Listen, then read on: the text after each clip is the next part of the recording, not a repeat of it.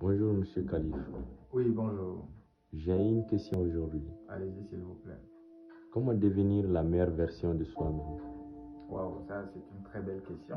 Et il y a beaucoup d'informations qu'on doit vous apporter, mais quand même, je vais tenter de vous donner les essentiels. Vous savez, nous vivons dans un monde qui nous interpelle chaque jour. D'abord, le but de la vie, c'est la croissance, c'est le progrès.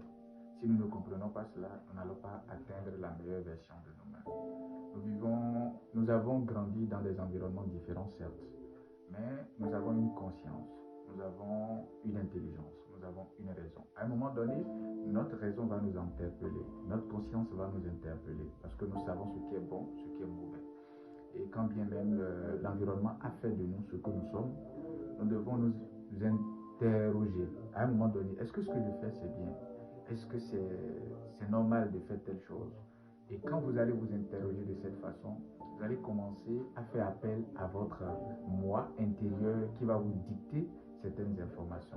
Carl Jung disait que celui qui regarde de l'extérieur rêve, mais celui qui regarde de l'intérieur s'éveille.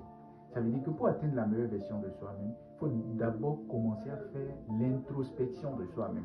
Il faut d'abord se questionner sur votre existence, sur qui vous êtes, pourquoi est-ce que vous êtes là, est-ce que c'est normal de faire ce que vous êtes en train de faire.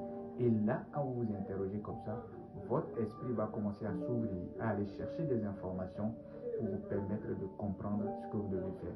Et vous devez donc essayer de marcher avec des gens qui ont une bonne façon de voir les choses. Vous devez essayer de marcher avec des gens qui aussi ont quand même ce que vous voulez avoir. Comme ça, vous allez créer un écosystème favorable à votre développement personnel.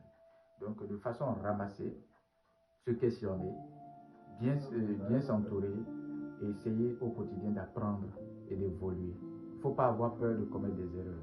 Ce sont des erreurs qui nous font.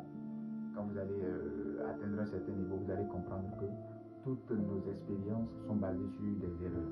Les plus grandes expériences que nous avons eues sont à base des erreurs que nous avons entre-temps commises. Donc voilà un peu ce que je peux vous donner comme information. Que Dieu vous bénisse. Merci. Merci beaucoup.